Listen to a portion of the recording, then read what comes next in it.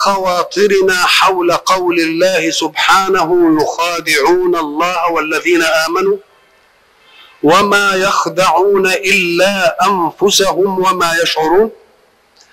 وبينا أن عاقبة خداعهم إنما تعود عليهم، لأن المخادع يخفي، وإخفاؤهم معلوم لله، وإخفاء الله عليهم لا يمكن أن يكون معلوما له. إذن فالقوى في الخداع غير متكافئة. ثم يعقب الله بعد ذلك فيقول: وما يشعرون. وحين ينفي الله عنهم الشعور ينفي عنهم أول مراتب الإدراك، وهو الإدراك الحسي. والإدراكات أنواع: إدراكات حس، وإدراكات علم، وإدراكات عقل.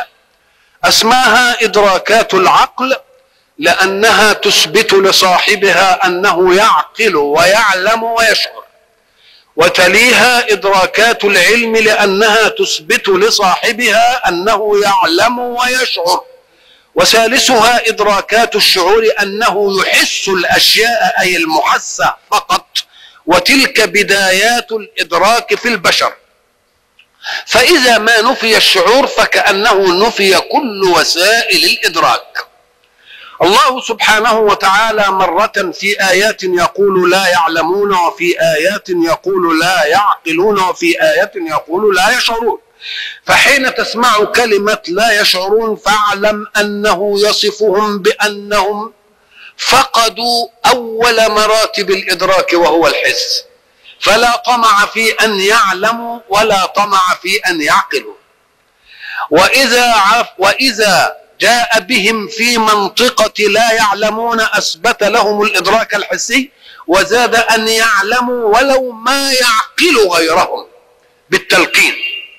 وإذا قال لا يعقلون يبقى أثبت لهم العلم والشعور، ولكن نفى عنهم التعقل، والتعقل هو استنباط الأشياء من المدركات الحسية. وقلنا إن أول مراتب الحس بالنسبة للإنسان كما قلنا السمع ثم البصر وكل وسائل الحس. ولذلك قال الله كما قلنا في حلقة سابقة: والله أخرجكم من بطون أمهاتكم لا تعلمون شيئا وجعل لكم السمع والأبصار والأفئدة. يبقى دي آخر مرتبة في التعقل. الحق سبحانه وتعالى حين يدعو الناس إلى أن يتركوا ما كان يعبد آباءهم ويعبدوا الله، مرة يقول: بل نتبع ما ألفينا عليه آباءنا. لما يقول اتبعوا ما أنزل الله يقولوا إيه؟ كان ردهم: بل نتبع ما ألفينا أي وجدنا عليه آباءنا. فيرد الله عليهم فيقول: أولو كان آباؤهم، يقول لا يعلمون شيئا ولا يهتدون، ولا لا يعقلون شيئا ولا يهتدون؟ هنا آية لا يعقلون شيئا.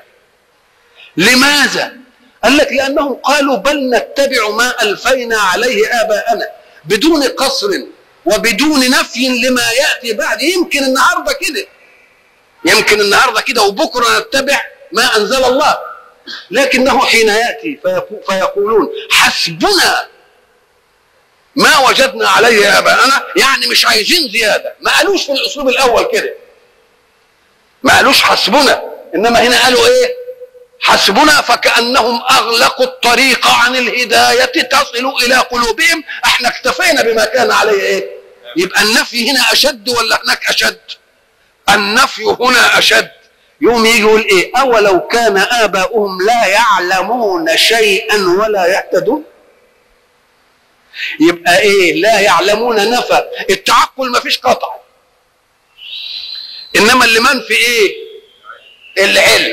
ليه؟ لأنهم بالغوا وقالوا حسبنا. ما دام بالغوا وقالوا حسبنا يبقى الرد يجي إيه؟ يجي الرد بيعقلون ولا يعلمون؟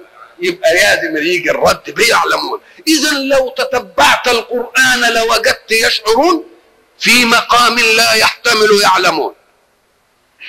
وإذا وجدت يعلمون فهي في مقام لا يحتمل يعقلون. فكل كلمة من كلمات القرآن عاشقة لموضوعه، وكل موضع في القرآن جاذب لكلمته. يبقى مش ليه؟ لأن المتكلم من؟ المتكلم الله، ولذلك يضع الكلمة في الوضع الذي لا يمكن أن تؤديه كلمة أخرى، واللقطات التي توحي بها الكلمة يستنبطها العقلاء المتدبرون. ولذلك ربنا يحسنا يقول ايه؟ أفلا يتدبرون القرآن؟ يتدبرون، معنى يتدبرون ايه؟ يعني لا تنظر إلى واجهة القرآن، ولكن انظر إلى المعطيات الخلفية للقرآن. القرآن له واجهة للجميع، ولكن له معطيات خلفية يعرفها المتدبرون. ولذلك سيدنا ابن مسعود يقول ايه؟ ثوروا القرآن. ثوروا القرآن يعني ايه؟ يعني اهيجوه علشان تطلعوا منه الكنوز، فرفروه كده علشان الكنوز ايه؟ تطلع. فكأن في اشياء كثيرة احنا بصدد اليهود حين يقول لهم الحق سبحانه وتعالى اتبعوا ما انزل الله، قالوا مش هنتبع الا ما انزل علينا، ولو كان اللي جاي مصدق لما ايه؟ احنا امنا بما انزل علينا. طيب يا سيدي، ما دام امنتم بما انزل عليكم قولوا لنا بالله، جاوبوا لنا على السؤال ده، فلم تقتلون انبياء الله؟ اكان مما انزل الله عليكم ان تقتلوا انبياء وقد بعثهم لكم مبشرين ومنذرين؟ هم قتلوا الانبياء وبيقولوا احنا هنؤمن بما انزل علينا. طب ما انزل عليكم افيه ان تقتلوا الانبياء؟ شوف الافهام، انما دقه الاداء بقى جاي هنا ازاي؟ فلم تقتلون انبياء الله؟ لو انه سكت على هذه ربما ظن ظان، او ربما ظنوا هم، او ربما ظن رسول الله، او ربما ظن المؤمنون مع رسول الله ان سيما هؤلاء ان يقتلوا الانبياء، فهم يشفقون ان يفعلوا ذلك برسول الله كما فعلوا بانبيائهم. تبقى المساله زلزله في ان الرسول من الممكن هم قتلوا الانبياء ولا ما قتلوش؟ اذا يمكن يجي في بالهم كده انهم برضو النبي ده يقتلوا، وقد حاولوا ولا ما حاولوش؟ حاولوا. طب والمؤمنين لما يسمعوا كده فلما تقتلون انبياء الله من قبل الا يخافون على نبيهم ان يفكر هؤلاء في قتله؟ الا يفكر رسول الله في ان يفكروا في قتله؟ لكن انظروا بقى الى الايه الى الكلمه، مش الايه، كلمه حاسمه، قل فلم تقتلون انبياء الله من قبل. كأن المسألة دي انتهينا منها خالص، يعني اقطعوا الامل في ان تفكروا في قتل محمد. ما عادتش الحكايه ده زي ما احنا نقول ايه ده، الكلام ده كان زمان. شوف كلمه اللي ادانا هذا كله ايه؟ فلم تقتلون انبياء الله من قبل. كلمه من قبل هنا حسمت الموقف. بالنسبه لمين؟ بالنسبه لمحمد صلى الله عليه وسلم، وبالنسبه للمؤمنين، وبالنسبة لآمالهم في أن يقتلوا رسول الله كما فعلوا بالأنبياء السابقين، ولهم سابقة في ذلك. فتحسمها كلمة من إيه؟ من قبل. فلم تقتلون أنبياء الله من قبل إن كنتم مؤمنين. إذن فكلمات القرآن كلمات موحية، كلمات معبرة. هنا يشعرون، وستأتي في آية أخرى يقول لا يعلمون، وآية تانية هيقول فيها تانية يشعرون. إذن المسألة مش يشعرون يشعرون يشعرون ولا يعلمون يعلمون يعلمون أبدا، في قلوبهم مرض. السبب في هذا إيه؟ قال في قلوبهم مرض، والمرض خروج أجهزة الجسم عن حد الاعتدال. كل جهاز في الجسم له حد اعتدال، ساعة يخرج عن حد اعتداله تشعر به. أنت لا تشعر بعينك أبدا إلا إذا خرجت عن حد الاعتدال وابتدأت تؤلمك، تفتكر إن لك عين. ما تفتكرش إن لك عين ما دامت في حد الاعتدال وتؤدي مهمتها. وما تفتكرش إن لك بطن أبدا إلا إذا بطنك وجعتك. وما تفتكرش إن لك كلية إلا إذا جنبك ما تفتكرش دي خالص، ولا تفتكرش ان ليك مسانه الا اذا كنت عايز تتبول. الله، اذا فخروج جهاز من اجهزه الجسم عن حد الاعتدال هو الذي يدلك عليه. واحنا قلنا الدلاله عليه بالالم، قلنا كأن الالم صيحه صحيه مش مرضيه، تقول لك ايها الانسان في هذا المكان عطب، الحق نفسك، لو لم يوجد الالم ربما سرقك المرض. ولذلك الامراض اللي تيجي اولا بدون الم اعصى الامراض على العلاج، اعصى الامراض على العلاج. انما لما يجي الالم كده كأن الالم يعمل ايه؟ بيقول لك هنا، يبقى انت ما تتألمش من الالم، افرح ساعة ما يجي لك الالم، لانه بينبهك اولا الى العضو الذي قد لا تعرفه. يجي مثلا يقول لك الدكتور والله ده الغده النكفيه بتاعتك هي اللي تعبانه، يمكن انت مش عارف ان لك غده نكفيه خالص ولا موضوعها من الجسم ايه ابدا، ولا تعرف حاجه من ده. اذا في قلوبهم مرض. مرض القلب ايه؟ ما هو مرض القلب؟ مرض القلب، القلب ده الجسم الصنوبري ده، هو ده بيضخ الدم. صحيح هو اللي بيضخ الدم على الجسم، والدم هو اللي بيدي الحياه وبيدي الحركه وبيدي مش عارف ايه. ده في كلام الايه؟ في الكلام المادي. انما في الامور القيميه تتركز المحسات والمعقولات الى قضايا تعقد في القلب عقدا كما قلنا لا تطفو لتناقش من جديد، وبعد ذلك ما بحركه الحياه تسير على وفق هذه. والانسان له قلب، وهو القطعه الصنوبريه دي. مكان القلب او الحيز اللي فيه القلب ده نسميه الفؤاد، وان كنا بنفهم ان الفؤاد هو الايه؟ هو القلب. لا، هو مكان القلب، الحيز اللي بيشغله القلب. والقلب في فؤاده في حاجه اسمها ايه؟ الصدر. الصدر يبقى في قلب وفي ايه؟ فؤاد وفي ايه؟ صدر. ساعة مرة يجي ربنا يتحدث عن القلب، في قلوبهم مرض، مش كده ولا لا؟ ويجي برضه في امرأة موسى في ام موسى يقول ايه؟ واصبح فؤاد ام موسى فارغا. يعني ايه فؤاد ام موسى؟ ملهاش قلب خالص، ما عادش. واصبح فؤاد ام موسى فارغا، ما عادش فيها خلاص، ان كادت لتبدي به. وبعدين يقول ايه؟ لولا ان ربطنا على قلبها. وبعدين يجي ربنا سبحانه وتعالى الم نشرح لك صدرك. يبقى حيزات مختلفه، حيز فيه القلب، حيز فيه ايه؟ الفؤاد، وحيز فيه ايه؟ لما ربنا جاب شرح الصدر قال ده الشرح مش جه للقلب ولا للفؤاد، ده جه لايه؟ للصدر كله، لانه في سبيل البشاره، في سبيل الامتنان على رسوله ايه؟ صلى الله عليه وسلم. قلنا ايه يا سيدي؟ اللهم صل. في قلوبهم مرض، يبقى المرض خروجه عن حد الاعتدال. وما دام القلب فيه مرض، هل المراد المرض الحسي؟ ولا المراد هو الكلام في حسيات ولا في معنويات وقيم؟ في معنويات. يبقى مرضه ايه؟ يبقى خرج عن حد الاعتدال. طب ما حد الاعتدال للقلب؟ حد الاعتدال للقلب ان يكون بصدد اي عقيدة تعرض عليه فارغا منها ومن سواها، يبقى ده قلب سليم.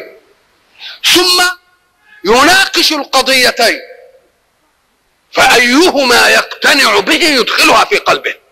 أما أن يبقي قضية فيه ثم يناقش القضية المقابلة خارجها، نقول ليس عدالة في الاستقبال.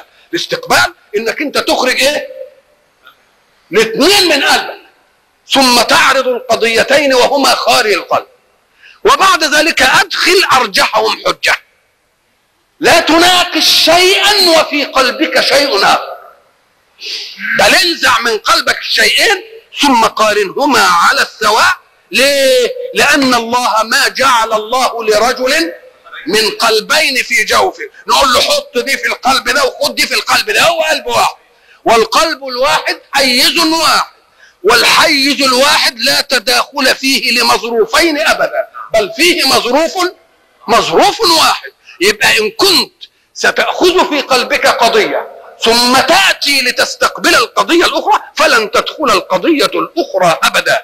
انظروا في المحسات إلى الزجاجة الفارغة تضعها في الماء فترى أنها تبقبق. معنى بقبقة دي يعني إيه؟ لا يمكن أن يدخل الماء إلا إذا خرج الهواء. ممكنش أبدا، مفيش تداخل أبدا. يبقى الأول عايز تدخل حاجة لازم تخرج الأول ما فيها وبعدين نستقبل الاثنين ونشوف أيهما إيه يدخل. فإن لم تصنع ذلك فقد جانبت الإيه؟ فقد جانبت الفطرة وأدخل هواك شيئا واستقر فيه، وبعد ذلك تناقش الشيء بهوى وهو مستقر فيك هوى مقابله. يبقى ما ينفعش الكلام ده. في قلوبهم مرض فزادهم الله مرض. أتذكرون أننا قلنا طبع الله على قلوبهم؟ ليه ختم؟ ما هو في آية طبع وفي ختم على قلوبهم، في الاثنين كلام كويس. وليه ختم على قلوبهم؟ قال لك يا أخي بل طبع الله عليها ابتداء كده. ربنا تطوع بأنه يطبع على القلب ويختم عليه علشان اللي فيه ما يخرجش منه واللي خارج ما يدخلوش كده، ولا قال طبع عليها بكفرهم؟ يبقى هم كفروا فطبع الله، مش طبع الله فكفروا. هم كفروا فطبع عليه الله. ليه؟ لأن ربنا زي قلنا ما بيحليطش للناس، فمن شاء فليؤمن ومن شاء فليكفر. وقلت لكم في حلقة سابقة إن الله يقول أنا أغنى الشركاء عن الشرك. اللي يشرك معي شريك فهو له. يبقى مع السلامة الاثنين، مع السلامة الاثنين. ولذلك تجدون حتى في أعراف البشر أن البشر حين يتطاول على منهج السماء فيتدخل في أمر هو لله خاصة، يقول له الله لا تحمل هذا الأمر الذي لي بل احمل كل أمر، خذ الأمور كلها بقى أنا سبتها لك. حين يتدخلون في أرزاق الناس مثلا يقول لهم ما دمتم قد تدخلتم في أرزاق الناس خذوا كل حركة الناس على رقبكم وأنا أتخلى عنكم. ما تاخدوش مني حاجة وتسيبوا لي حاجة. اللي عايز ياخد الايه؟ ياخد الكل. ولذلك يقال من أخذ ما ليس له حمله الله ما ليس عليه. يجي يقول له اشتلها كلها بقى بعبالها. يبقى إذا طبع الله على قلوب الكفار وختمه على قلوبهم ليس ذلك ابتداء من الله. ليه؟ لأنهم كفروا فطبع الله على قلوبهم، لأن الله غني عن هذه المسألة. فإذا كان قد كفر يرحمه الله أن يكفر. ولذلك في قلوبهم مرض فزادهم الله. ما دام انت في قلبك مرض يبقى انا مش في حاجه اليك، هزودك ايه؟ كل ما تنزل آية وتكذب بها يزداد ايه؟ يزداد مرض. في قلوبهم مرض فزادهم الله ايه؟ فزادهم الله مرضا. ولهم عذاب أليم بما كانوا ايه؟ بما كانوا يكذبون. لأن القضية الإيمانية عندهم قضيتهم أنهم قالوا لا إله إلا الله قضية لسانية ليس لها واقع قلبي. وما دام ملهاش واقع قلبي يبقى ده كذب ولا مش كذب؟ يبقى كذب. انظروا بقى إلى كيف يكون عقاب الحق من جنس ما فعل الحق. هم يخادعون الله والذين آمنوا. وكلمة خادعة زي قاتلة زي خاصمة زي شاركة. يبقى لازم لما تشوف خاصمة يبقوا لازم فيه اثنين. خاصمة زيد ايه؟ عمرا. وخاصمة عمرو. احنا بنقول خاصمة زيد عمرا، زيد فاعل وعمرا في الواقع لا. زيد فاعل ومفعول معا وعمر فاعل، إلا أننا غلبنا الفاعلية في جانب والمفعولية. فكأن حينما نقول خاصم زيد عمرا أي وخاصم عمرو زيدا، يبقى مادة المخاصمة لازم من الايه؟ من اثنين. ساعة ما تكون مادة المخاصمة من اثنين برضو مادة ايه؟ يخادعون. يبقى خادع المنافقون الله والمؤمنين، والله والمؤمنون خادعوا مين؟ يبقى لازم كده، يبقى ده بيخادعنا وده بيخادعنا. طب احنا عرفنا الخداع من المنافقين انهم اعلنوا كلمه الايمان وابطلوا كلمه الكفر. طيب ماذا اعلن الله وماذا اعلن المؤمنون وماذا ابطل الله وماذا ابطل المؤمنون؟ نعم، اجرى عليهم احكام الاسلام في الدنيا فلهم ما للمسلمين من احكام، ولكنهم في الاخره في الدرك الاسفل من النار. يبقى من جنسها ولا لا؟ يبقى ما دام خدعوا كده يبقى حصل برضه ايه؟ حصل ايه؟ خداع. يبقى لكن الخداع يعود على من بالضرر، ولذلك قالش وما يخادعون الا انفسهم، قال ايه؟ وما يخدعون. يبقى بقت لوحدها دلوقتي، وما يخدعون الا ايه؟ الا انفسهم. يعني وما يخدعون برضه في قراءه وما يخادعون. ايوه، يبقى علشان المقابله المشاكله.